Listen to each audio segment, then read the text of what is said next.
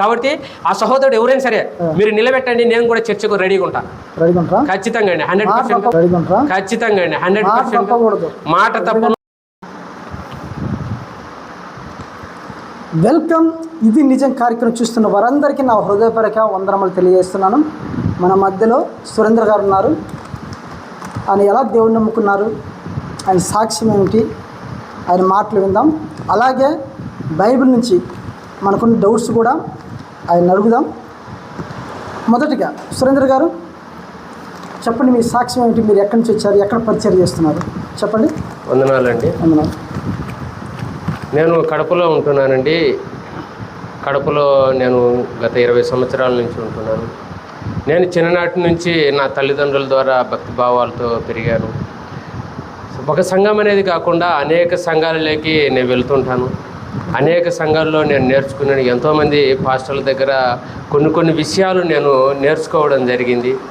ఇప్పుడు ప్రజెంట్ అయితే నేను కడప ప్రకాష్ నగర్లోని క్రైస్ట్ చర్చిలో నేను ఒక సభ్యునిగా వెళ్తున్నాను.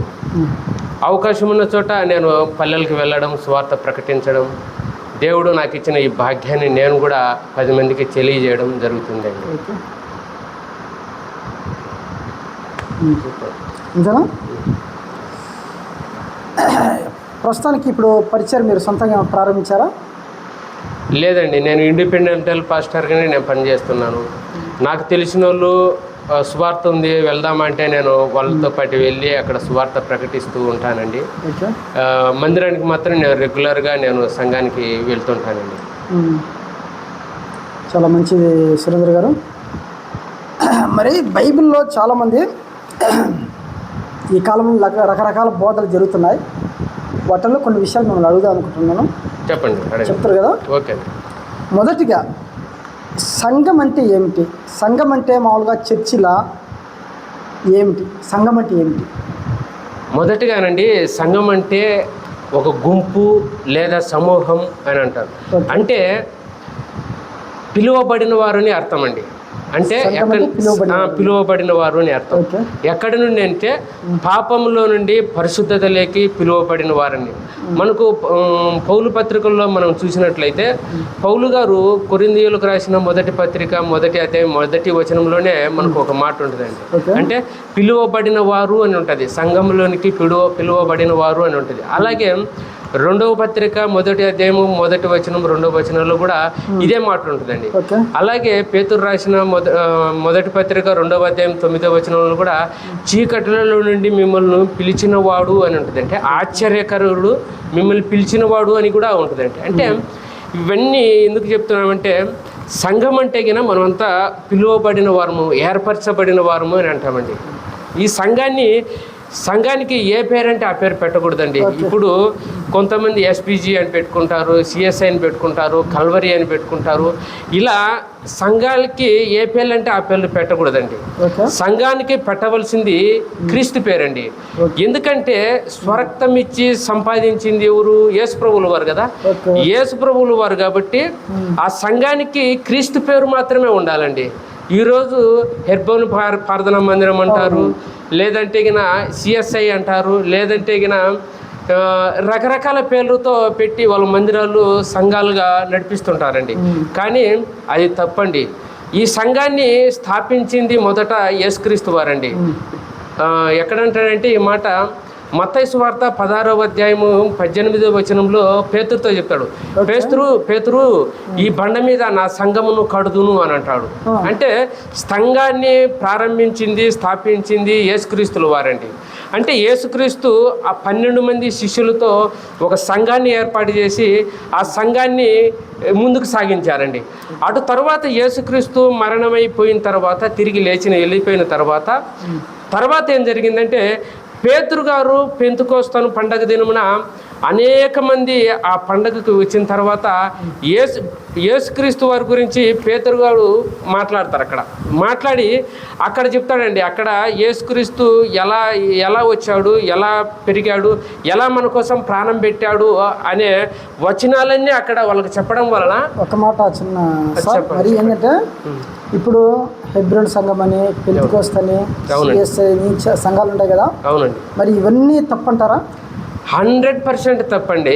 అంటే వాళ్ళందరూ తప్పుడు దాంట్లో ఉన్నారని అర్థం. ఖచ్చితంగా. ఇప్పుడు స్వరక్తం ఇచ్చి ఎవరు స్వరక్తం ఇచ్చి సంపాదించి యేసుక్రీస్తు వారు కదా. ఎవరి పేరు ఉండాలి? ఇప్పుడు భార్య ఉంటుందండి, భర్త పెళ్లి చేసుకుంటాడు. భర్త పెళ్లి చేసుకున్న తర్వాత ఆ భార్యకు ఎవరు భర్తగా ఉండాలి? తాళి కట్టినోడే భర్తగా ఉండాలి. ఇప్పుడు ఏమైపోయింది?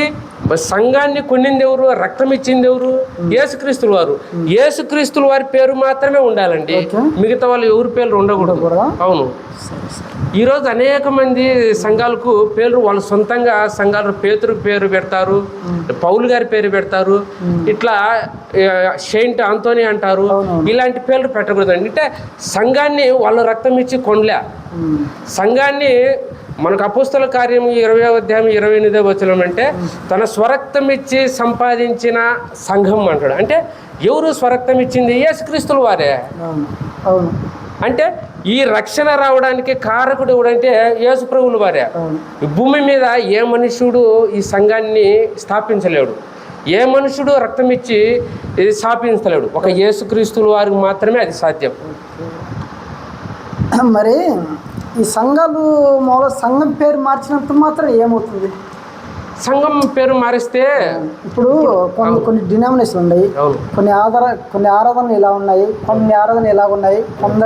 కొందరికి దేవుడు ప్రేరేపించినట్టుగా వాళ్ళు ఫాలో అవుతున్నారు. దాన్ని బట్టి వాళ్ళు ఈ సంఘాలు పేర్లు పెట్టుకున్నారు కదా, దాంతో తప్పేం లేదు కదా. అంటే ఇప్పుడు పెళ్లి చేసుకునే భర్త పేరండి, భర్త పేరు భార్యాభర్తలు ఇద్దరు ఫోటో తీసుకుంటారు. భార్యాభర్తలు ఇద్దరు ఫోటో తీసుకున్న తర్వాత తల తీసి పక్కన తెచ్చి ఎవరిది చిరంజీవిదో వెంకటేశ్వర తెచ్చి వాళ్ళ భార్య పక్కలో పెడితే ఎట్లుంటుంది? అది తప్పు కదా. ఇప్పుడు అదేవిధంగా మనకు యేసుక్రీస్తు వారు మనల్ని రక్తం ఇచ్చి కొన్నాడు కాబట్టి మనకు ఆ సంఘానికి ఆయన పేరు పెట్టాలి. అంటే సంఘము యేసుక్రీస్తు వారి శిరస్సు అనే మనకు బైబిల్ గ్రంథంలో ఎక్కడ ఎఫెసీలోకి రాసిన పత్రిక 1వ అధ్యాయము 24వ వచనంలో మనకు సంఘము క్రీస్తు శిరస్సు అని ఉంటుంది. అలాగే గలతీయులకు రాసిన పత్రిక 5వ అధ్యాయం 23వ వచనంలో కూడా మనకు ఈ మాట ఉంటుందండి. చాలా బాగా చెప్పారు సురేంద్ర గారు. మరి నెక్స్ట్ నా క్వశ్చన్ ఏంటంటే చెప్పండి. సంఘంలో ఒక్కొక్క సంఘంలో ఒక్కొక్క రకమైన ఆరాధన ఉంటుంది. అవును. ఒక సంఘంలో నిలబడి ఆరాధన చేస్తూ గంతులు వేస్తుంటారు, ఒక సంఘంలో మోకరించి ప్రార్థన చేస్తూ ఆరాధన చేస్తుంటారు, ఇంకొక సంఘంలో డ్యాన్స్ వేస్తూ ఆరాధన చేస్తారు, ఇంకొక సంఘంలో గట్టి గట్టి అరుస్తూ పాటలు పాడుతూ ఆరాధన చేస్తుంటారు. మరి ఆరాధన సంఘంలో ఎలా చేయాలి అంటే ఇప్పుడు సంఘంలోకి వచ్చిన తర్వాత నేను వెళుతున్నది కరెక్ట్ నిజమైన సంఘమేనా, ఇది బైబిల్ ప్రకారం ఉందా, లేదా సేవకుడు మనల్ని ఏమన్నా తప్పుదారి పట్టిస్తున్నాడని సంఘంలోకి వచ్చే విశ్వాసులు ఆలోచన చేయాలండి. అలాగే సంఘాన్ని నడిపిస్తున్న సంఘ నాయకుడు కూడా నేను కరెక్ట్గా సంఘాన్ని నడిపిస్తున్నానా, బైబిల్ ప్రకారం నేను వెళుతున్నా లేదా అని ఆలోచించాలండి. ఎందుకంటే సంఘంలోకి వచ్చిన తర్వాత ఆరాధన పేరుతో ఒక పాట పెట్టి ఆ పాటనే ఒక చరణాన్ని రిపీట్గా పెట్టి మ్యూజిక్ అని సంగీతం అని అల్లరి చేస్తూ గెంతులు చేస్తుంటారండి. అది తప్పండి. ఎందుకంటే యేసుక్రీస్తుల వారు కూడా చెప్తున్నారు. ఏమని చెప్తున్నాడంటే రోమియోలకు రాసిన మార్కు పత్రికలో ఒక మాట చెప్తున్నాడండి. 7వ అధ్యాయం 6వ వచనం ఏమంటున్నాడంటే ఈ మనుషులు పెదవులతో మాత్రమే నన్ను కనపరుస్తున్నారు కానీ వారి హృదయం నాకు దూరంగా ఉందండి. అంటే ఇప్పుడు సంఘంలోకి వచ్చిన వాళ్ళంతా ఏం చేస్తున్నారు? పెదవులతో కనపరుస్తున్నారు ఆరాధన యేసు ఆరాధన అని పెదవులతో మాత్రమే కనపరుస్తున్నారు కానీ వారి హృదయం మాత్రం నాకు దూరంగా ఉంది అని అంటున్నాడు. అంటే దేవుడు చెప్పిన మాట ప్రకారం వీళ్ళు నడవడం లేదు. అంటే ఎలా అంటే సంఘంలో ఆరాధించాలంటే మనకు యోహాను సువార్తలో 4వ అధ్యాయం 24వ వచనం అంటే తను ఆరాధించే వాళ్ళు ఆత్మతోనూ సత్యంతోనూ ఆరాధించమంటున్నాడు. కానీ ఇక్కడ ఆత్మతో సత్యంతో యథార్థంగా ఎక్కడ ఆరాధిస్తున్నారు? వీళ్ళు ఆరాధించడం లేదే. ఎక్కడ చూసినా గెంతులు కేకలు అరుపులేనండి. కానీ ఆరాధన అంటే ఆత్మతో ఆరాధించాలి, ప్రభువుని సత్యంతో ఆరాధించాలి, యథార్థంగా ఆరాధించాలి, ఇలా ఉండాలి. కానీ సంఘాల్లో తప్పుగా తీసుకెళ్ళిపోతున్నారండి. సంఘంలో విశ్వాసులు కూడా అలా అలవాటు పడ్డారండి. అంటే వచ్చిన తర్వాత వాక్యాన్ని పరిశోధించడంలో విఫలమైపోతున్నారు. ఇప్పుడండి ఒక కందాకే కింద రాణి కందాకే కింద ఒక నపుంసకుడు అనే ఒక మంత్రిగా ఉంటాడండి. ఆయన యెరూషలేముకి ప్రతి సంవత్సరం యెరూషలేముకి వచ్చి యెరూషలేములో ఆయన ప్రార్థన చేసి వెళ్ళిపోతుంటాడు. అంటే ఎక్కడో ఉండే అతను యెరూషలేముకి వచ్చి ప్రార్థన చేసుకుంటూ పోతున్నాడు. యెరూషలేములోకి వచ్చి ప్రార్థన చేసుకుంటూ పోయేటప్పుడు ఫిలిప్పు గారి ద్వారా పరిశుద్ధాత్మ దేవుడు చెప్తాడనమాట, మీరు వెళ్ళండి ఆయన ఎవరైనా కందాకే కింద పనిచేసి ఆయన నపుంసకుడు. ఈ నపుంసకుడు అక్కడ వెళ్ళిపోతున్నాడు. ఆయన యెషయా గ్రంథం చదువుతున్నాడు. ఆయనకు అది అర్థం కావడం లేదన్నప్పుడు ఈయన వెళ్ళిపోతాడు. వెళ్ళిపోయిన తర్వాత ఫిలిప్పు వేగంతో వెళ్ళిపోయి అతన్ని ఎదుర్కొన్న తర్వాత అతను అడుగుతాడు, అయ్యా నువ్వు యెషయా గ్రంథం చదువుతాను, నీకు అర్థమవుతుంది అన్నప్పుడు నాకు అర్థం కాలేదన్నప్పుడు అని చెప్తాడు. అర్థం కాలేదని చెప్పినప్పుడు అప్పటికి యేసుక్రీస్తు తిరిగి లేచిపోయినాడు కదా. మనకు ఈ యోహాను సువార్త 4వ అధ్యాయంలో సమరయ స్త్రీతో మాట్లాడిన ఒక సందర్భం ఉంది. అంటే ఏమంటాడంటే ఆమెతో చెప్తాడు, అమ్మ ఈ యెరూషలేము మీదనైనాను ఈ కొండ మీదనైనాను నన్ను ఆరాధించరమ్మా, ఆరాధించే కాలం ఒకటి ఉండాది, ఆరాధించు వారు ఆత్మతోనూ సత్యంతోనూ ఆరాధిస్తారు అని చెప్తాడు. కానీ ఇక్కడ ఫిలిప్పు గారు ఈ నపుంసకునితో ఏం చెప్తాడంటే, అయ్యా నువ్వు ఆరాధించేది యెరూషలేము కాదు, ఒకనాడు యేసుక్రీస్తుల వారు ఆరాధించేవారు ఈ యెరూషలేములో ఈ కొండల మీద నన్ను ఆరాధించరు, ఆరాధించేవారు ఆత్మతోనూ సత్యంతోనూ ఆరాధిస్తారు అని ఈ వివరణంతా ఇచ్చిన తర్వాత ఆ నపుంసకుడు అయితే అలానా, అయితే నేను బాప్తీసం తీసుకోవాలని వెంటనే నీళ్ళు ఉన్నాయి కదా నాకు బాప్తీసం ఏమి అని అప్పుడు బాప్తీసం తీసుకుని ఇద్దరు బయటకు వచ్చి ఆ నపుంసకుడు నిజాన్ని తెలుసుకొని అప్పుడు నవ్వుకుంటా వెళ్ళిపోతున్నాడు. అంటే అతను ఆరాధన చేసేది యెరూషలేము కాదు, ఆరాధన చేయాల్సిన స్థలం మారిపోయింది.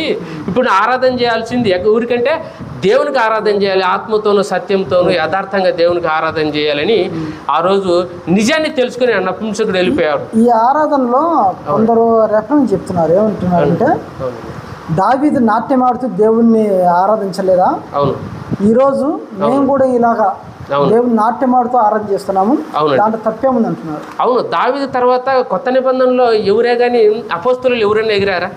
పేతురు కానీ పౌలు కానీ యాకోబు కానీ పెంతెకోస్తు దినమున అందరూ ఏక మనసుతో దేవుని ప్రార్థించారు. పరిశుద్ధాత్మ అగ్ని ద్వారా విభాగింపబడి అందరినీ ఆవరించినప్పుడు అందరూ ఏక మనసుతో ప్రభువుని ఆరాధించారు. అక్కడెక్కడే కానీ గెంతులేసినట్టు లేదు కదా, అక్కడెక్కడ అరిచినట్టు లేదు కదా. అంటే ఆరాధన అంటే గంతులు వేయడం కాదు, డ్యాన్స్ చేయడం కాదు, కానీ డ్యాన్స్ చేయడం కాదు, మ్యూజిక్ సత్యంతోనూ ఆరాధించాలి అని ఖచ్చితంగా అండి. ఇప్పుడు ఆ మ్యూజిక్ పెట్టి ఆ మ్యూజిక్తోనే ఆరాధన ఏదో ఉద్యమం అని చెప్పి ఉద్యమం పేరుతో చేస్తుంటారండి. అంటే ఆరాధన పెడితేనే ఉద్యమం వస్తుంది, ఆరాధన లేకుంటే ఉద్యమం రాదా? అంటే ఆరాధన లేకుండా దేవుణ్ణి మనం గణపరచలేమా? మనం గణపరచాల్సింది యేసుక్రీస్తును తండ్రిని ఆత్మతోనూ సత్యంతో ఆరాధించాలి. మరి సంఘంలో చాలా మంది దేవుడు మాట్లాడితేనే పరిచర్యకి వెళ్ళాలి, దేవుడు మాట్లాడితేనే వాక్యం చెప్పాలి, దేవుడు మాట్లాడితేనే సేవకి వెళ్ళాలి అనేది చాలా మంది అంటున్నారు. అలా దేవుడు మాట్లాడేంత వరకు వెయిట్ చేస్తున్నారు చాలా మంది. మరి సంఘంలో వాక్యం చెప్పడానికి దేవుడు మాట్లాడితేనే వాక్యం చెప్పాలా, లేకుంటే ఎవరైనా చెప్పచ్చా? ఏమండి, సంఘానికి వాక్యం అంటే ఇప్పుడు దేవుడు పిలిస్తేనే కదండి. దేవుడు భూమి మీదకి పంపిన ప్రతి ఒక్కరిని దేవుడు పిలిస్తేనే భూమి మీదకి వచ్చారండి. అంటే దేవుని ప్రకటించే బాధ్యత ప్రతి ఒక్కరిపై ఉందండి. మనకు గలతీయులకు రాసిన పత్రిక మీరు చెప్పినట్టయితే ఇంకొక విషయం చెప్తా. అవునండి, ఈ వరకు వీళ్ళు అంటున్నారు, ఎవరు దేవుడు పిలిస్తేనే నేను వస్తాను, దేవుడు పిలిస్తే నేను సేవ చేస్తుంటున్నారు. అవునండి, కొందరేమో దేవుడు నన్ను పిలిచాడు అని సేవ చేస్తుంటారు. ఈ రెండులో ఏది కరెక్ట్? ఇప్పుడు దేవుడు వీళ్ళని పిలిస్తే వీళ్ళు వస్తామంటున్నారు, దేవుడు వీళ్ళు మమ్మల్ని పిలిచాడు అంటున్నారు. ఇది నమ్మాలనా అది నమ్మాలనా చెప్పండి. దేవుడు పిలిచాడు, అందరినీ స్వార్థ ద్వారా అందరినీ పిలిచాడండి. వీళ్ళు ప్రత్యేకంగా మరి దేవుడు పిలిచాడని అంటున్నారు, ఇది ఎంతవరకు కరెక్ట్? అంటే పిలిచడం అంటే మనకు వాక్యం ద్వారా మనకు పిలుస్తుందండి. దేవుడు మనకు ఏమని చెప్పాడంటే హెబ్రీయులకు రాసిన పత్రిక 1వ అధ్యాయం 1వ వచనంలోనే మనకు చక్కగా వ్రాయబడిందండి. పూర్వకాలం ముందు నానా సమయములలో నానా విధములుగా మన ప్రవక్తల ద్వారా మన పితరులతో మాట్లాడేది. అంటే పూర్వకాలంలో అబ్రహాముని ఎన్నుకున్నారు, మోషే గారు అబ్రహాముని ఎన్నుకున్నారు. నేను చూపించే దేశానికి నువ్వు వెళ్ళు, నువ్వు అక్కడ వెళ్ళినప్పుడు అబ్రహాం గారు పోయిన ప్రతి చోట బలిపీఠాలు కట్టి దేవుని గణపరిచాడు. దేవుడు మాట్లాడుతున్నాడు అప్పుడు మాట్లాడుతున్నారు, అంటే దేవదూత ద్వారా మాట్లాడుతున్నారు. అలాగే మోషే గారిని పిలిచాడు. మోషే గారు ఎందుకు 400 సంవత్సరములు ఇశ్రాయేలీయులు బానిసత్వంలో ఉంటే వాళ్ళని విరిపించేదానికి మోషే గారిని పుట్టించారు. అలాగే పౌలు గారిని కూడా పిలిచాడు దేవుడు. పౌలు గారు ఆ క్రైస్తవులంటే భయంకరంగా హింసించేవాడు. కానీ ఎవరు సమర్థుడు? పౌలు గారు సమర్థుడు. ఇతడు నా గురించి గొప్పగా చాటింపగలగడు, గొప్పగా చెప్పగలుగుతాడు అని నేను ఎన్నుకున్నాను పౌలును అని మనకు బైబిల్ గ్రంథంలో వ్రాయబడింది.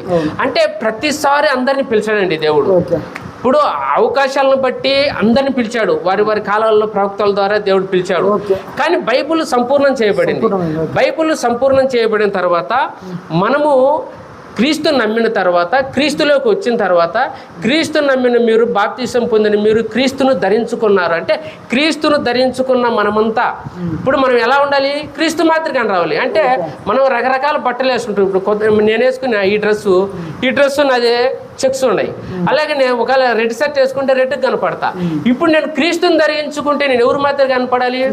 క్రీస్తులా కనపడాలి. క్రీస్తులా గడిపిన తర్వాత నేనేం చేయాలి? క్రీస్తు గురించి నేను ప్రకటించాలి, తండ్రి గురించి నేను ప్రకటించాలి. ప్రకటించాల్సిన బాధ్యత బాప్తీసం తీసుకున్న ప్రతి ఒక్కరిపై ఉంది. దేవుడు ప్రతిసారి వచ్చి మీరు నిన్ను పిలిచాను, నువ్వు పలానూరులోకి పోయి ఇక్కడ నువ్వు మందిరం కట్టు అని ఎవరికి చెప్పడండి. ఎవరికి చెప్పడు దేవుడు కనపడి. మనకు బైబిల్ సంపూర్ణం చేయబడింది. ఈ బైబిల్ వాక్యాన్ని చదువుకోవాలి, నేర్చుకోవాలి, ఇతరులకు వెళ్ళి చెప్పే బాధ్యత మనపై ఉందండి. దీన్ని బట్టి దేవుడు పిలిచాడని చెప్తున్న వారందరూ అబద్ధం అంటావా? ఖచ్చితంగా అండి. దేవుడు ఎవరిని పిలిచడండి. దేవుడు కనపడింది ఒక యేసుక్రీస్తు వారికి మాత్రమే. ఎవరికి బైబిల్లో ఎవరికి కనపడలేదండి. నాటి నుంచి అబ్రహాం కాలం మొదలుకుంటే చివరి వరకు, ప్రకటన గ్రంథం వరకు దేవుడు స్వయంగా ఎవరికి కనపడలేదండి. ఇంకొకటి ఏంటంటే మీరు అన్నట్టు అండి, దేవుడు నాతో కళ్ళలో మాట్లాడాడు. అవునండి. దేవుడు నాకు దర్శన రూపంలో మాట్లాడాడు. అవునండి. దేవుడు ఇంకొక సేవకుని ద్వారా నాతో మాట్లాడాడు. అవునండి. దీని ద్వారా నేను సేవకు వచ్చాను. అవునండి అని అంటున్నారు. అవునండి. దేవుడు కళల ద్వారా కానీ, అవునండి, సేవకుని ద్వారా కానీ, అవునండి, దర్శనాల ద్వారా కానీ, అవునండి, ఇలాగేమైనా దేవుడు మాట్లాడే అవకాశాలు ఉన్నాయా? అంటే కళలు వస్తాయండి. కళల్లో ఇప్పుడు మనం దేవుని గురించి పదే పదే ఆలోచన చేసినప్పుడు, మనం పదే ధ్యానించినప్పుడు మనం యేసుక్రీస్తు ఉన్నట్టు, యేసుక్రీస్తు మాట్లాడినట్టు ఇలాంటి కళలు వస్తాయండి. ఇలాంటి కళలు మనం ఏం తప్పుగా మనం అపార్థం చేసుకోవాల్సిన అవసరం జరిగే అవకాశాలు ఉన్నాయా? కళలు జరగచ్చు అండి. అంటే ఎలా జరగచ్చు? ఇప్పుడు మనకు దేవుడు మనతో మాట్లాడినట్టు కళ వచ్చింది. కళ వచ్చిన తర్వాత మనము ఏమో నిజమే కదా, దేవుడు నాతో మాట్లాడినాడు కదా, ఈ బాధ్యత నెరవేర్చాల్సిన బాధ్యత నాపై ఉంది కదా అని మనం ముందుకెళ్ళొచ్చు. ఆ ప్రకారంగా మన స్వయాన దేవుడు మనకు కనపడి చెప్పినాడనే మాట మాత్రం అది అబద్ధం అండి. అది అబద్ధం.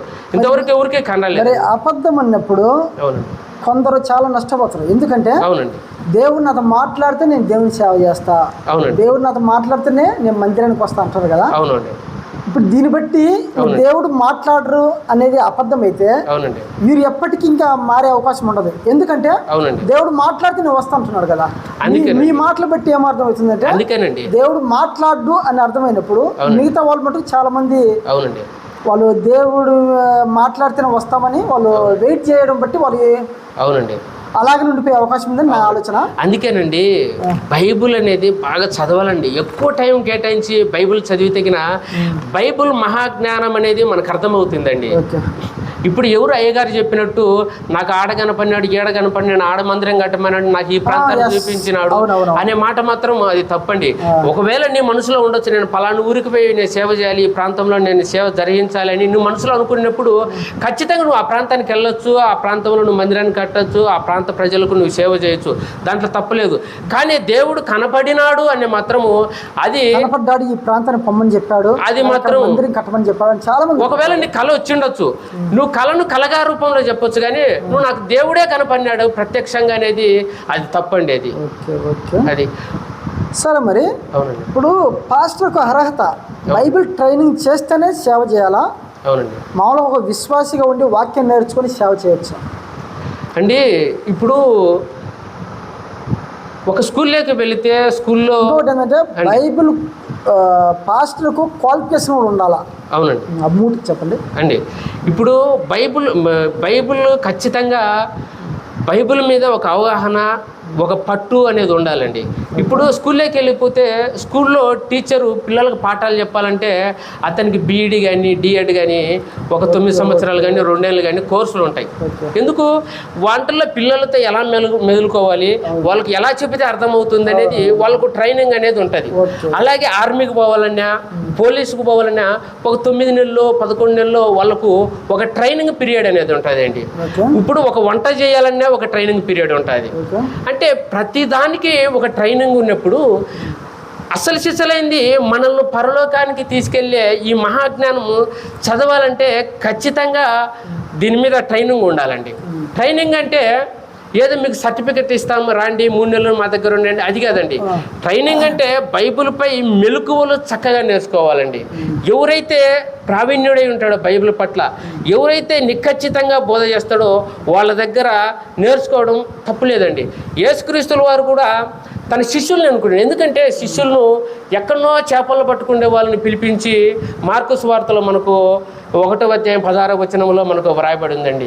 పేతురు వాళ్ళు సముద్రం దగ్గర చేపలు పడుతుంటే యేసుక్రీస్తు వారు వాళ్ళ దగ్గర పడి ఫస్ట్ పేతురును తర్వాత వాళ్ళ సహోదరుని అందరిని పిలుస్తాడు. మీరు రండి, నా దగ్గర రండి, నేను మిమ్మల్ని మనుషులు పట్టే జాలరుగా చేస్తానంటాడు. అంటే ఎలా మనుషులను పట్టే జాలరుగా చేస్తారో ఆయన పిలిచిన పిలుపు ఆయన వెంబడి తిరిగి తగిన ఆ మెలకువలు నేర్పిస్తారు. అంటే మనుషులను పట్టే జాల అంటే మనుషులు ఏ విధంగా అయితే చెడిపోతున్నారో వాళ్ళని రక్షించాలి, ఆ రక్షించే జాలర్లుగా మిమ్మల్ని చేస్తాను, మీరు నా వెంబడి రండినప్పుడు ఆ యేసుక్రీస్తుల వారు ఆ 12 మంది శిష్యులను తయారు చేసుకున్నాడండి. మొదటగా శిష్యులుగా ఉండడం అంటే యేసుక్రీస్తు దగ్గర ట్రైనింగ్ అయి కావడమే. అవునండి. అంటే ట్రైనింగ్ చేసి మామూలుగా ట్రైనింగ్ చేస్తేనే పాస్టర్గా అర్హుడు అంటారు. ఖచ్చితంగా అండి. బైబిల్పై ఖచ్చితంగా పట్టు ఉండాలి. నేను ఒక ఇంటర్వ్యూ చూసిన, దాంట్లో అమ్మ తేజ్ అనే ఒక పాస్టర్ గారు ఉన్నారు. ఆయన ఒక మాట అన్నాడు, ఇంటర్వ్యూ ఇస్తా, బ్రదర్ మీరు ఎక్కడన్నా బైబిల్ ట్రైనింగ్ చేశారంటే, నేను ఎక్కడ బైబిల్ ట్రైనింగ్ చేయలేదు, నా ప్రార్థన రూమే నాకు బైబిల్ ట్రైనింగ్, నేను ప్రార్థన చేసి దేవుని అడుగుతా, దేవుడు నాకు చెప్పిందే నేను బోధిస్తాను అని ఆయన అంటున్నాడు. అలా కూడా చేయొచ్చా? అది ఎంతవరకు కరెక్ట్ అండి? బైబిల్ కూర్చొని చదవచ్చు, పరిశోధన చేయొచ్చు, కానీ అన్ని సందర్భాల్లో బైబిల్లో ఉండే అన్ని వచనాలు మనకు అర్థం కాదండి.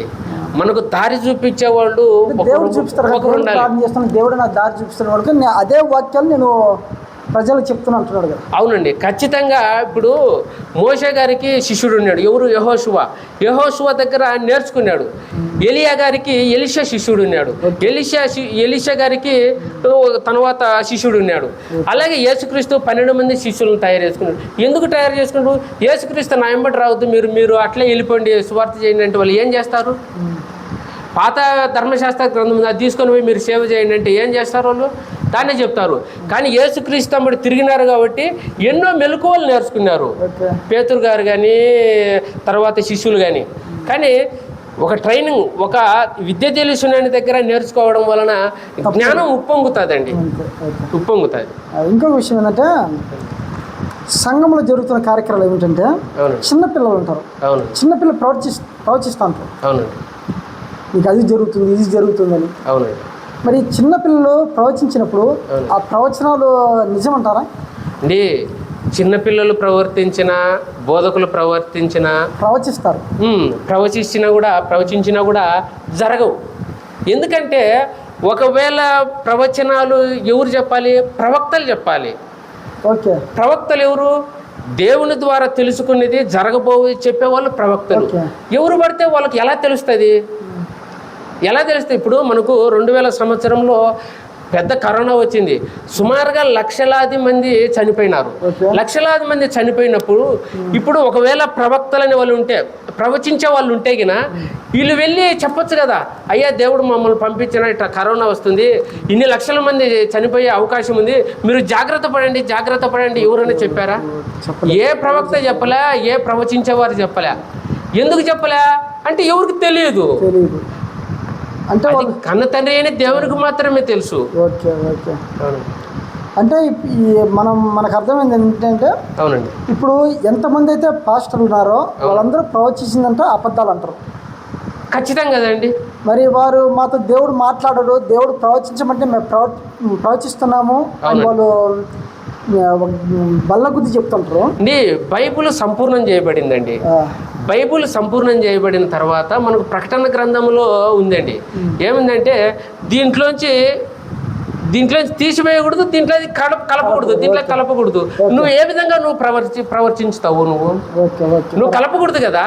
నువ్వు కలపకూడదు అన్నప్పుడు నువ్వు సైలెంట్గా ఉండాలి. ఎంతసేపు నువ్వు బైబిల్ గ్రంథంలో ఉండేది మాత్రమే చెప్పాలి. నువ్వు దాటి నువ్వు ప్రవచిస్తున్నావంటే నువ్వు తప్పు కదా. అది దేవుని మాటను అతిక్రమించిన అవుతావు కదా. చాలా బాగా చెప్పారు. అవునండి. మరి సంఘంలో స్త్రీలు కూడా బోధిస్తూ ఉంటారు. అవునండి. స్త్రీలు కూడా ప్రవచిస్తూ ఉంటారు. అవునండి. స్త్రీ వాక్యం చెప్పవచ్చా? అవునండి. దానికి మీరు సమాధానం చెప్పండి. అంటే మనకు పౌలు గారు చాలా స్పష్టంగా చెప్పారండి. 1 కొరింథీయులకు రాసిన పత్రిక 14వ అధ్యాయం 34వ వచనంలో ఏ మాట ఉంది? స్త్రీలు బోధించకూడదు అనింది. బోధించకూడదు అనింది. అలాగే ఒకసారి తిమోతికి కూడా రాస్తూ తిమోతికి మొదటి పత్రిక 2వ అధ్యాయము 5-6 వచనాలు అక్కడ కూడా ఏమని చెప్తున్నాడంటే ప్రవచించకూడదు అని అన్నాడు. అయితే తీతు గారికి మాత్రం రాస్తూ తీతు గారికి ఏమని రాశాడంటే అక్కడ మనకు స్పష్టంగా అర్థమవుతుందండి.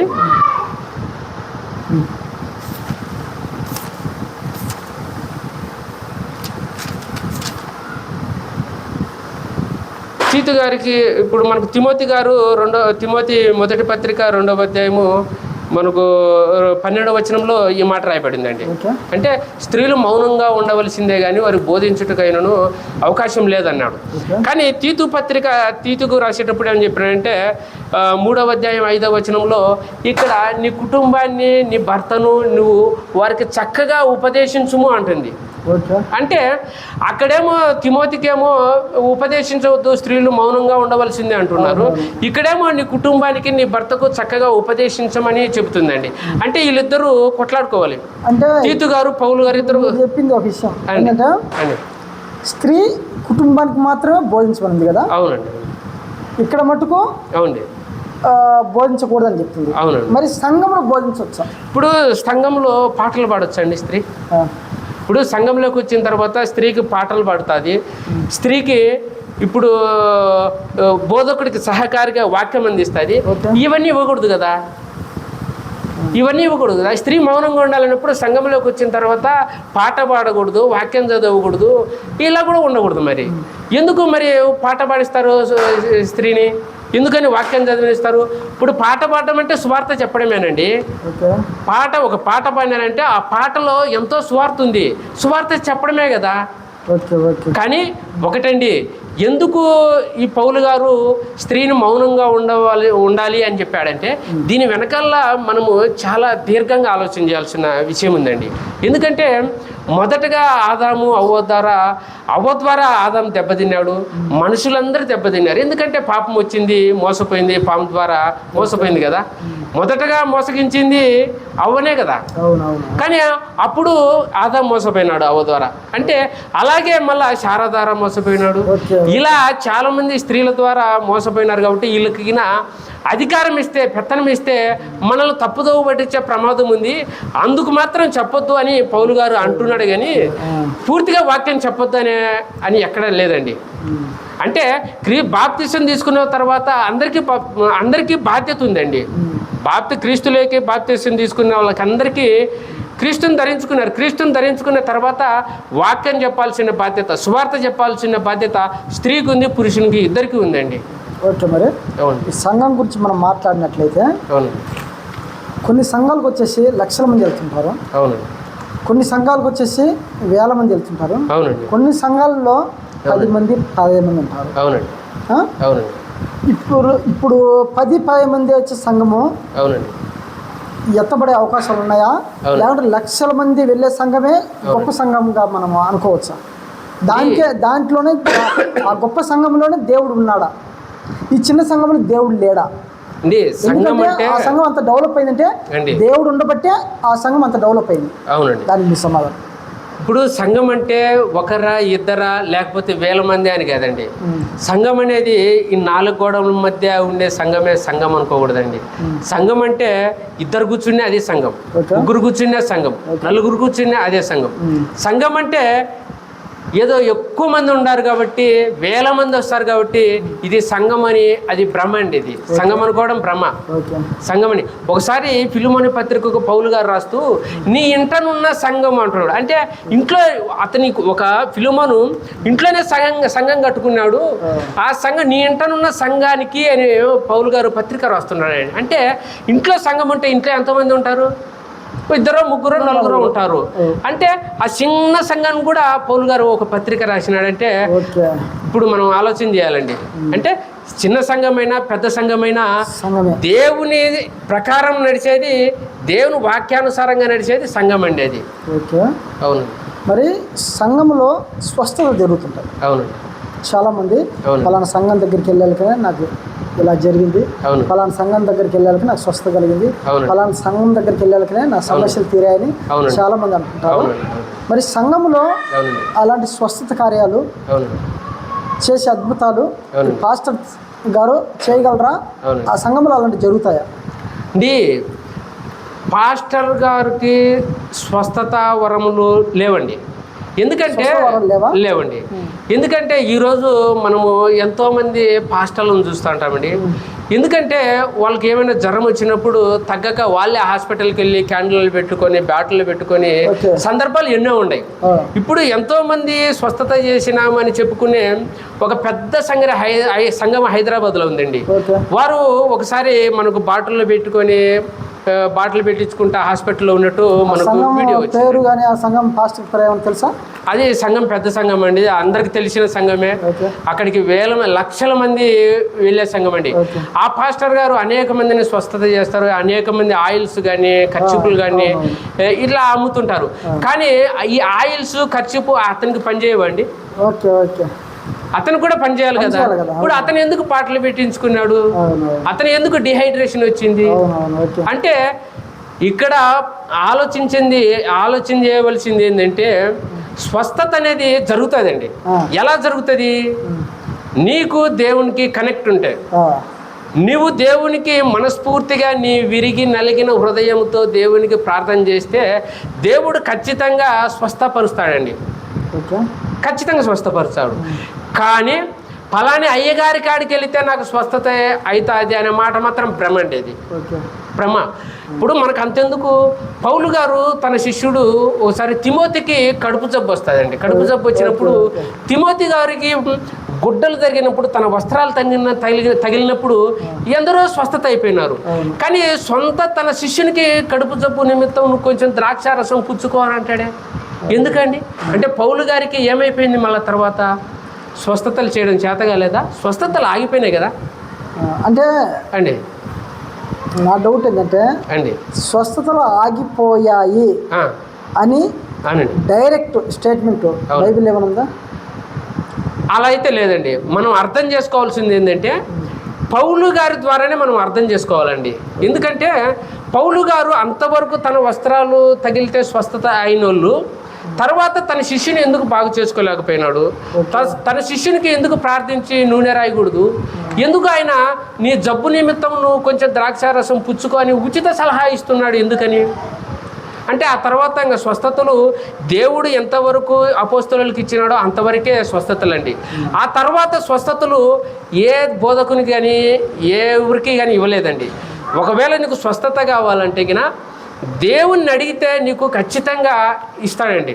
అడుగు వాటికంటే ఊహించిన వాటికంటే అత్యధికంగా దేవుడు మనకు దయచేస్తాడండి. ఓకే, అవునండి. సంఘంలో అవునండి ఇంకా మనం ఆలోచన చేసినట్లయితే అవునండి దశమ భాగాలు అడుగుతుంటారు. అవునండి. రీసెంట్గా నేను ఒక వీడియో చూడడం జరిగింది. అవునండి. తన పేరేంటే పెద్ద బోధకుడే. అవునండి. ఆ బోధకుడు ఏమన్నాడంటే అవునండి మీరు దశమ భాగాలు అవునండి ఇవ్వకపోవడం ద్వారా మీకు ఈ నష్టాలు జరుగుతున్నాయి.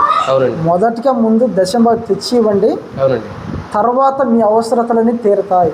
అవునండి ముందు దశమ భాగం ఇవ్వకపోవడం వల్లనే మీ కష్టాల్లో అవునండి కష్టాలు పడుతున్నారు కనుక అవునండి మీరు ఖచ్చితంగా దశమ భాగాలు ఇవ్వాలి అవునండి అని వాళ్ళు అంటున్నారు. అవునండి ఖచ్చితంగా దశమ భాగాలు ఇవ్వచ్చా? అవునండి ఇవ్వాలా? ఇక్కడ మనం ఆలోచన చేయాల్సింది ఒకటండి. ఇప్పుడు మనం ఇశ్రాయేలీయులమా లేకపోతే క్రైస్తవులమా? అతని పేరు పేరు రాజ్ ప్రకాష్ పాల్. అవునండి రాజ్ ప్రకాష్ పాల్ అంటే వాళ్ళ తండ్రి పేరు ఏంటి? అవునండి వాళ్ళ తండ్రి పేరు ఏంటి? వాళ్ళ తండ్రి జైపాల్ గారు. జైపాల్ కుమారుడు రాజ్ ప్రకాష్ పాల్. అవునవును చాలా దాని గురించి అవును చెన్నైలో వాళ్ళు సేవ చేస్తున్నారు అని చెప్పాడు. ఇప్పుడు మొదటగా అండి, ఒకప్పుడు మన భారతదేశంలో ఉన్నంతా అన్యులమండి. ఓకే. ఎప్పుడైతే మనము క్రీస్తుని తెలుసుకున్నామో, క్రీస్తుని తెలుసుకున్న తర్వాత మనమంతా క్రైస్తవులుగా మారిపోయినాం. ఓకే. ఈ దశమ భాగాలు అనేది ఇశ్రాయేలులకు ఇవ్వవలసినదండి. అంటే ఇశ్రాయేలులు 12 గోత్రాలు ఉంటే 12 గోత్రాల్లో ఒక గోత్రం లేవి గోత్రములకు మాత్రమే వాళ్ళకు ఆ రోజు భూభాగం కానీ ఆస్తులు కానీ పంచలేదండి. ఇప్పుడు మిగతా వాళ్ళకు మాత్రము ఆస్తులన్నీ పంచినారు. పంచిన తర్వాత వీళ్ళు భూములు పండించుకుంటారు, ద్రాక్ష తోటలు వేసుకుంటారు, అన్ని పంటలు పండించుకుంటారు. కానీ లేవీయులకు మాత్రము వాళ్ళకి ఏ భూభాగాలు లేవు. ఏ భూభాగాలు లేనప్పుడు వాళ్ళకి తినడానికి ఆహారం ఎట్టొస్తుంది? కాబట్టి ఈ దశమ భాగాలు మీలోని నుంచే ఒక్కొక్కరి నుంచి ఒక్కొక్క కుటుంబాన్ని నుంచి మీరు ఒక దశమ భాగంగా ఈ లేవీయులకు ఇవ్వండి అని చెప్పారండి ఆ రోజు. కాబట్టి ఆ దశమ భాగాలు ఎవరికి ఇవ్వాలి? లేవీయులకు, యాజకులకు, ఈ మిగతా గోత్రాల వాళ్ళు ఇవ్వాలి. ఈ 12 గోత్రాల వాళ్ళు వీళ్ళకి ఇవ్వాలి. కానీ యేసుక్రీస్తు వచ్చిన తర్వాత ఈ ధర్మశాస్త్రాన్ని నెరవేర్చుకుంటూ కొట్టివేస్తూ వచ్చాడండి. వచ్చాడు అంటే అందులో భాగంగా ఈ దశమ భాగాలు అనేది కూడా వెళ్ళిపోయింది. వెళ్ళిపోయింది. యేసుక్రీస్తు వారు వచ్చిన తర్వాత మిమ్మల్ని మీరు సజీవ యాగముగా దేవుని సమర్పించుకోండి అంటున్నాడు. అంటే ఇక్కడ ఏం చేయడు? మీరు దశమ భాగాలు కాదు మాత్రం ఇవ్వాల్సింది, మీరు ఏమి ఇవ్వాలి? మీ శరీరం సజీవ యాగంగా మీరే ఇవ్వాలి అంటున్నాడు. అంటే ఇప్పుడు సేవకులు ఉన్నారండి, సేవకులు దేవుని పని చేస్తుంటారు. కొంతమంది పార్ట్ టైం సేవకులు ఉంటారు. అంటే వాళ్ళు తన పనులు ఏదో ఒకటి పార్ట్ టైం పని చేసుకుంటూ తన కుటుంబాన్ని పోషించుకుంటూ దేవుని సేవ చేసే వాళ్ళు ఉన్నారు. కానీ ఇక్కడ సంపూర్ణంగా దేవుని పనిలో ఉండే వాళ్ళు ఉన్నారు. అంటే పూర్తిగా సేవ మీదనే ఆధారపడి అలాంటి వాళ్ళు నువ్వు పోషించవలసిన బాధ్యత మనందరిపై ఉంది, సంఘంపై ఉంది. ఖచ్చితంగా సేవకుడిని పోషించాలి. కానీ దశమ భాగం అని పేరు చెప్పి దోచుకోవడం అనేది తప్పండి. దశమ భాగం అనేది ఆ మాట అనకూడదు. ఇప్పుడు ఆ మాట అనకూడదు. దశమ భాగం అంటే దోపిడీనే. అది ఎవరికి సంబంధించింది? ఇశ్రాయేలులకు, లేవీయులకు సంబంధించింది.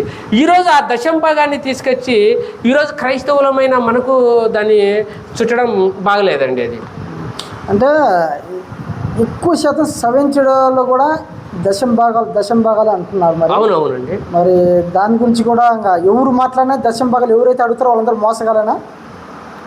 అంటే అది తప్పుడు కదండి. అప్పుడు అది తప్పుడు పోదు. అది ఎలా అయితే అది ఇప్పుడు మనకు బైబిల్ అర్థమైతే ఇప్పుడు పనివానికి జీతగానికి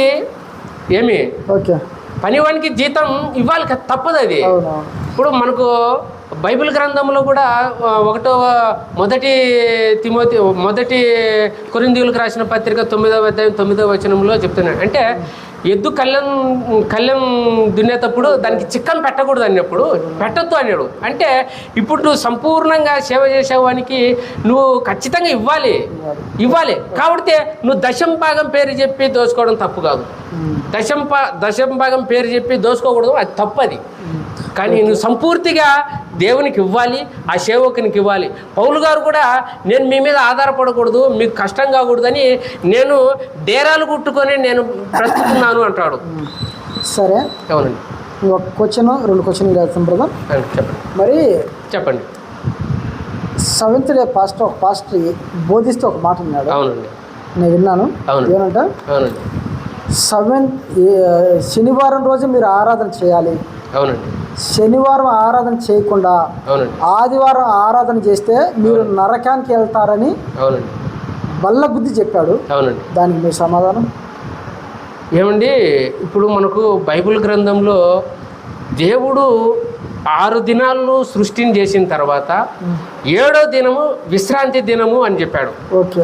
7వ దినం విశ్రాంతి దినం అని చెప్పిన తర్వాత ఇప్పుడు అది ఎవరికి సంబంధించింది? ఇశ్రాయేలులకు సంబంధించింది. ఓకే. ఇప్పుడు మనం క్రైస్తవులం. యేసుక్రీస్తులు వారండి విశ్రాంతి దినమున పొలంలో పడి వెళ్ళిపోతుంటారు ఈ శిష్యులంతా. ఓకే. ఈ శిష్యులకు ఆకలి అయినప్పుడు పొలంలో ఉన్న ఆ వెన్నులు త్రుంచి తింటున్నారు. అంటే పాత నిబంధన గ్రంథంలో దేవుడు ఏం చెప్పినాడంటే, నువ్వు కుమారుడైనను కుమార్తెను నీ ఇంటికి వచ్చినవాడు ఎవడైనా సరే ఏ పని చేయకూడదు, ఆ రోజు మీకు విశ్రాంతి దినము అని చెప్పినాడు.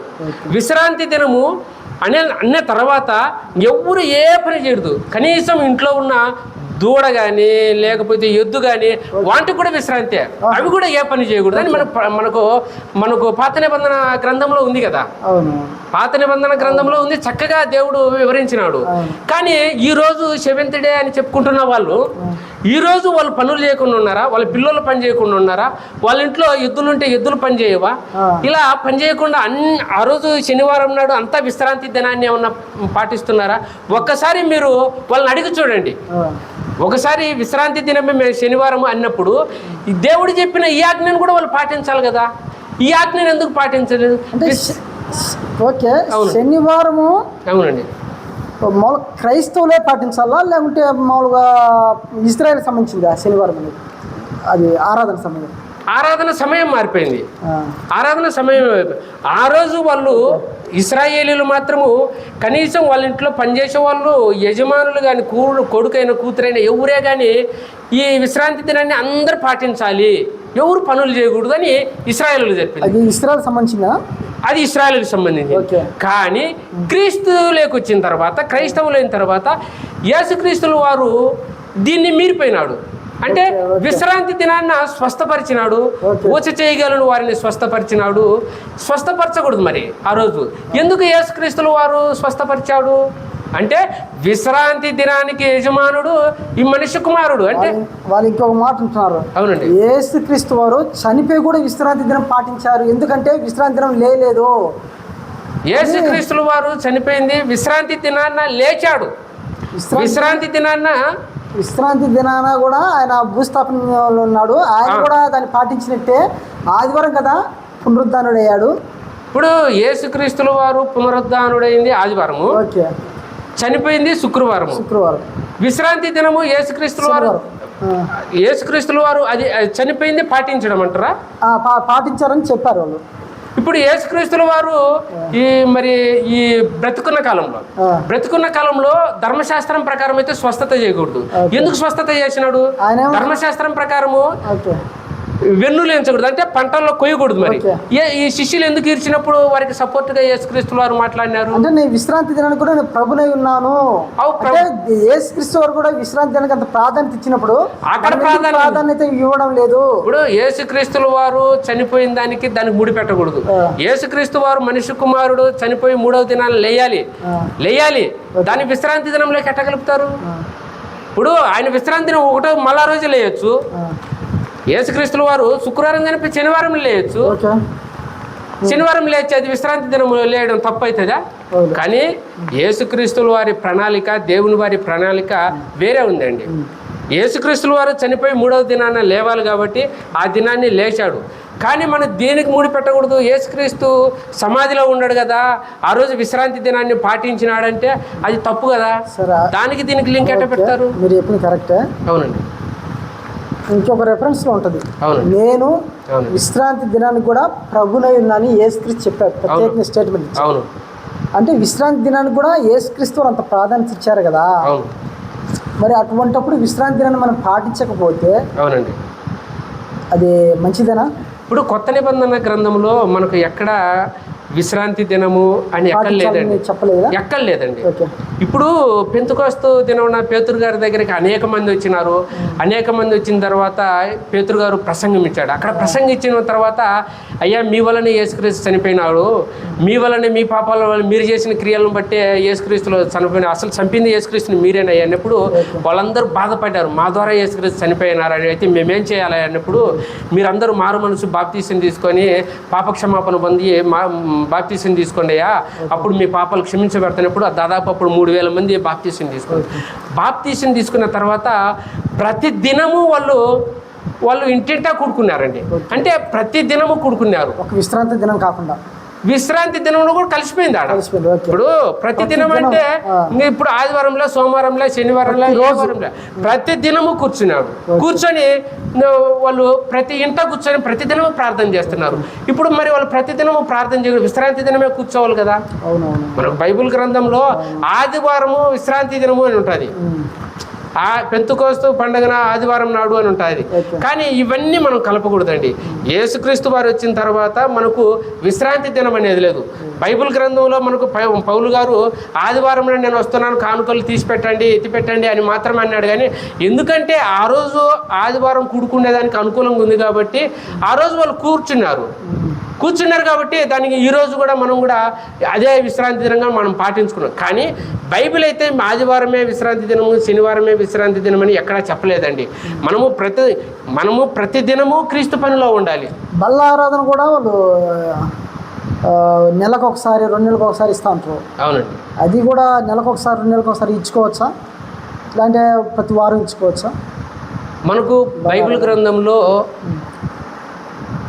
బైబిల్ గ్రంథంలో ప్రతి దినము ఇంటింట రొట్టె విరుచుచు అని అంటే ఈ రొట్టె విరిచే కార్యక్రమము బల్ల. ఈ బల్ల కాదు అంటున్నారు వాళ్ళు. రొట్టె విరిచేది ఏంది? రొట్టె విరచడం అంటే ఇప్పుడు యేసుక్రీస్తుల వారు ఏమంటున్నాడు? ఓకే, నాకు అప్పు పంపని ప్రభు వలన పొంది తినే ప్రభు అయిన యేసుక్రీస్తు తాను ఒక అప్పమును, ఒక రొట్టెను ఎత్తుకొని, ఈ రొట్టెను ఎత్తుకొని ఇది నా శరీరం అని చూపిస్తున్నాడు, నా శరీరం అని చూపించాడు. ఇప్పుడు అది ఎలా కాకుండా పోతుంది? ఇప్పుడు శిష్యులందరినీ కూర్చున్నాడు, ఒక రూమ్లోకి వెళ్ళిపోయినాడు. ఆ రూములో సమావేశం జరిపినప్పుడు అందరికీ ఇదిగో నేను ఉన్నానయ్యా, నేను వెళ్ళిపోతున్నాను, ఇదిగో నా శరీరము, ఇదిగో నా రక్తమని ఆ రోజు రొట్టెను ద్రాక్షారసాన్ని శిష్యులకి ఇచ్చి పరిచయం చేసినాడు. కానీ ఈరోజు అదే కదా మనం పాటించాల్సింది. యేసుక్రీస్తు వెళ్ళిపోయిన తర్వాత శిష్యులు కూడా అదే కదా, ప్రతి దినము ఇంటింట రొట్టె విరుచుచు ప్రార్థన చేస్తున్నారు వాళ్ళు. చివరిగా అవునండి, మనం ముగించుకుందాం. అవునండి. ఆ బ్రదర్ ఏమంటున్నాడంటే, అవునండి, ఆదివారం అనేది, ఆదివారం ఆరాధన అనేది అవునండి తప్పు, అవునండి, శనివారమే కరెక్ట్, అవునండి. ఈ విషయానికి ఎవరితోనైనా అవునండి నేను మాట్లాడి నేను వాక్యాన్ని చెప్పగలను, ఇదే సత్యం నేను నిరూపించగలను అంటున్నాడు. ఒకవేళ ఆయన నీ పోటీకి వస్తే మీరు ఆదివారం ఆరాధనని లేకపోతే మీ వాక్య ప్రకారంగా మీ సత్యం మీరు నిరూపించగల మీరు సబ్జెక్ట్ ఏమన్నా చెప్పగలరా? ఖచ్చితంగా అండి. ఈ విషయంలో ఆదివారం కాదు, శనివారం కాదు, ఆరాధన దినము ఎప్పుడైనా చేసుకోవచ్చు. శనివారం ఒక్కరోజే కాదు, శనివారం మాత్రం కాదు. దేవుని ప్రకటించే బాధ్యత, దేవుణ్ణి ఆరాధించే బాధ్యత ఎప్పుడైనా చేయొచ్చు, ప్రతిదినము చేయాలి. మనము ఎప్పుడైతే రొట్టెలో లేకపోతే ద్రాక్షారసం తీసుకుంటామో, యేసుక్రీస్తు శరీరాన్ని రక్తాన్ని తీసుకుంటామో, మనమందరం అయోగ్యంగా కాకుండా యోగ్యులమై దేవుణ్ణి ప్రకటించే బాధ్యత మనందరిపై ఉంది. కాబట్టి ఆ సహోదరుడు ఎవరైనా సరే మీరు నిలబెట్టండి, నేను కూడా చర్చకు రెడీగా ఉంటా. ఖచ్చితంగా అండి, 100% మాట తప్పను. ఆ బ్రదర్ను నిలబెట్టాడండి, నేను చర్చలో ఖచ్చితంగా పాల్గొంటా. అతనికి తెలిసింది అతని జ్ఞానాన్ని అతన్ని వివరించమేనండి, నాకు తెలిసింది నేను చెబుతా. కానీ ఒక కంక్లూజన్కి అనేది రావాలి. ఆ బ్రదర్ ఎవరో కాదు, అవునండి, దిలీప్ బ్రదరు నాతో మాట్లాడాడు. శనివారం సత్యం బ్రదర్ నమ్మిన నమ్మకపోయినా అవునండి పెద్ద పెద్ద పోపులు, పెద్ద బిషప్పులు శనివారం పాటిస్తున్నారు, ఇదే నిజం అని వాళ్ళు కూడా వీడియోల ద్వారా వాళ్ళ వీడియోస్ కూడా నేను చూపిస్తాను, ఆధారాలు చూపిస్తాను. ఈ విషయంలో ఎవరితోనైనా నేను డిస్కస్ చేయడానికి సిద్ధము అని ఆయన కూడా చెప్పారు. మరి మీ మధ్యలో నేను త్వరలోనే నేను ఆ బ్రదర్తో మాట్లాడి వీలుంటే డిబేట్ నేను ఏర్పాటు చేస్తాను. మరి మీరు సిద్ధమే కదా? ఖచ్చితంగా 100% ఈ విషయంలో నేను చర్చకు రెడీనండి. ఓకేనా? ఖచ్చితంగా. సరే సురేంద్ర గారు, చాలా చక్కగా చెప్పారు సంఘం గురించి, సంఘం వివరణ గురించి. అవునండి. చాలా బాగా చెప్పారు. అవునండి. ఇంత బాగా చెప్పినందుకు మీ సమయాన్ని